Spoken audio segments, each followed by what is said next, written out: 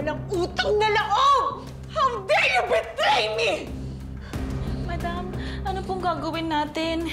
For sure magsasalita si Victor at sigurado damay tayo dito. May kahit ako din! Kakausapin ko si Victor! Madam, dangerous po yan kasi for sure bantay sarado sila ngayon sa kanya at dahil mainit-init pa, nakabantay din sila sa mga bisita. I don't care!